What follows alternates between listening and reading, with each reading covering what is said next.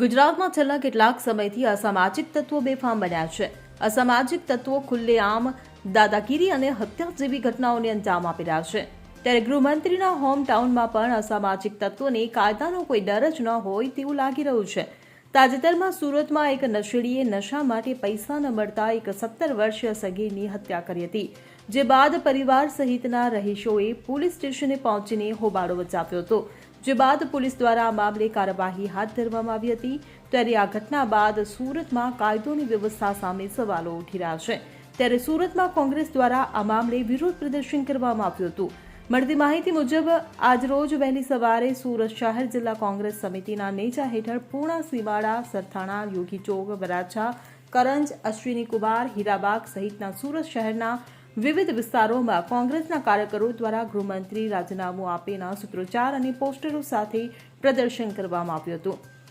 કાર્યકરોએ વિરોધ પ્રદર્શન કરીને આ સુરતમાં હવે કેમ રહેવું, કેમ કે બે રોકટોક નશાનો કારોબાર વધી રહ્યો છે તેવા સવાલો કર્યા હતા। તેમજ ગૃહમંત્રીના હોમટાઉનમાં ડ્રગ્સ, દારૂ અને દુષ્કર્મના સમાચાર વિના સવાર નથી પડતી તેમ જણાવી શહેરની કાયદો અને વ્યવસ્થા પર સવાલો ઉઠાવ્યા હતા। જી, તમારું નામ, આજ શું કાર્યક્રમ હતો? દિનેશભાઈ સાવલિયા, કાર્યકારી પ્રમુખ, સુરત શહેર જિલ્લા કોંગ્રેસ સમિતિ। આજ રોજ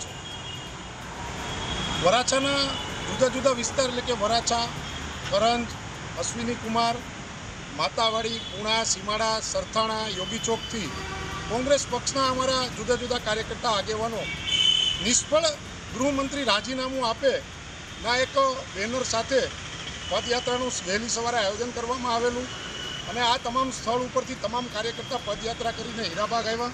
હીરાબાગ 4 રસ્તા પર ગૃહમંત્રી રાજીનામું આપેના નારા સાથે, કારણ કે આપણે સુરત શહેરની વાત કરીએ તો છેલ્લા ઘણા સમયથી આ સુરત શહેર એ નશાના રવાડે હોય, દારૂ હોય, ડ્રગ્સ હોય, આ નશીલા પદાર્થનું હબ સુરત શહેર બની ગયું હોય, અસામાજિક તત્વોએ માજા મૂકી હોય અને આ અસામાજિક તત્વોનું જે પરિણામ છે, આ જે નશાકારક પદાર્થોનું પરિણામ છે, આપણે 2 દિવસ પહેલાં જોયું કે એક 17 વર્ષનો આશાસ્પદ નવયુવાનનું માત્ર નજીવી રકમ માટે, એ પણ એક જે ગંજેડી છે, જે દારૂડીઓ છે, એમણે પીવાના પૈસા નહોતા અને એના માટે એ બાળક પાસે પૈસા માંગ્યા, એમણે પૈસા એમની પાસે હતા નહીં અથવા તો આપ્યા નહીં અને એમનું મૃત્યુ થઈ ગયું, એમનું મર્ડર કરવામાં આવ્યું।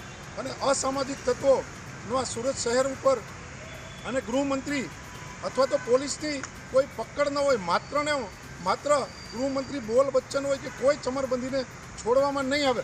જો તમે કોઈ ચમરબંધીને છોડતા નથી તો આવા અસામાજિક તત્વો ક્યાંથી આવે છે અને આવા કૃત્યો કેમ કરે છે?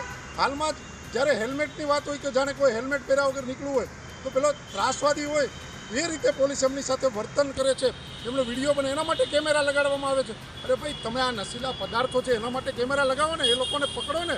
અને બીજી બાજુ જે આપણા ઓલપાડના ધારાસભ્ય છે અને મંત્રી પણ છે, એમનો છોકરો જે નાગાલેન્ડથી ગેરકાયદેસર રીતે હથિયાર લાવે છે, તો આ ગાંધી અને સરદારના આ ગુજરાતની અંદર હથિયારની શું જરૂર પડી? એટલે કાયદો અને વ્યવસ્થા જાળવવામાં આ નિષ્ફળ ગૃહમંત્રી ગયા છે, એટલા માટે એમનું રાજીનામું આપે તાત્કાલિક ધોરણે, એના માટેનો આજે એક કાર્યક્રમ આપવામાં આવે। Bureau report, CN24 news. હવે જુઓ દેશ દુનિયાની તમામ ખબરો તમારી આંગળીના ટેરવે। ઉઠાવો મોબાઈલ અને Google Play Store પરથી ડાઉનલોડ કરો અમારી CN24 ન્યૂઝ મોબાઈલ એપ।